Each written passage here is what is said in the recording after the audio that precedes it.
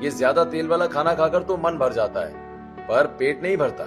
खाने की इच्छा ही मर जाती है। सब्जी भी गर्म है और रोटियां भी गर्म, ऊपर से ये लू चल रही है। ठीक है अजय भैया। विजय, मैं कल से कुछ जुगाड़ करती हूँ, गर्मी में ठंडी का जुगाड़। ऐसा कहकर मीना सबको खाना परोस रही होती है कि तभी गौशाला से गाय के रम्हाने की आवाज आती है। तब कमला कहती है, अरे मैं तो भूल ही गई, मैंने तो बेचारी गाय को पानी ही नहीं दिया। मीना, जा तू जरा उसे पानी पिला दे। जी माँ जी, मैं भी जाती हूँ। मीना नंगे पांव बाहर की तरफ भागती है। जैसे ही उसका पैर कच्ची जमीन पर पड़ता है वो उछल पड़ती है। उफ, मैं तो चप्पल लाना ही भूल गई, ये जमीन तो आग उगल रही है। मीना जैसे तैसे कुएं के पास पहुंचती है और बाल्टी भरकर गाय के पास ले जाती है। गाय और बछड़ा प्यास से व्याकुल है। वो गाय को पानी पिलाती है। गाय को पानी पिलाने के बाद बाल्टी में थोड़ा सा पानी बच जाता है। मीना वो पानी अपने तपते हुए पैरों पर डाल लेती है और अपने आप से कहती है, वाह, कितनी राहत मिली। उसे महसूस होता है कि जहां पानी है वहां कितना ठंडा है और जहां सूखा है वहां सिर्फ जलन। तभी अचानक मीना की नजर गौशाला की टीन वाली छत पर पड़ती है, जहां एक पुरानी बोरी टंगी है। उसकी आंखों में चमक आ जाती है। वो आंगन में चारों तरफ देखती है। उसे कुछ पुराने प्याज के कट्टे और अनाज की खाली बोरियां नजर आती हैं।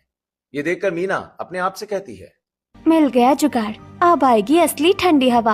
वापस आकर मीना सबको खाना खिलाती है। उसके बाद खुद भी खाना खाती है। फिर जूठे बर्तन इकट्ठा करके बर्तन धोने कुएं के पास जाती है।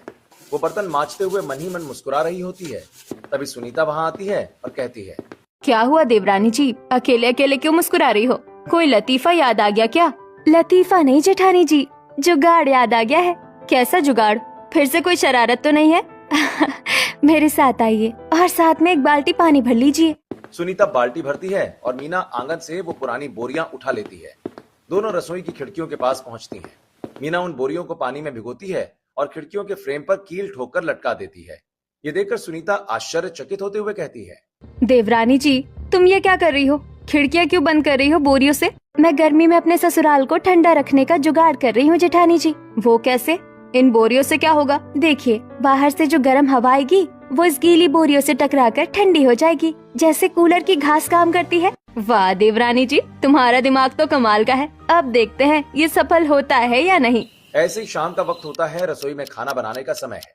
रसोई इस समय गर्म भट्टी की तरह तपती थी, लेकिन आज जैसे ही दोनों अंदर कदम रखती हैं, उन्हें एक सुखद एहसास होता है।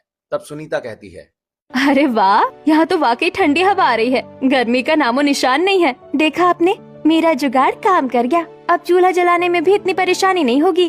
तभी कमला रसोई में आती है और गीली बोरियां देखकर ठिठक जाती है। ये क्या किया है तुम दोनों ने? रसोई में अंधेरा क्यों कर दिया? माँ जी, ये अंधेरा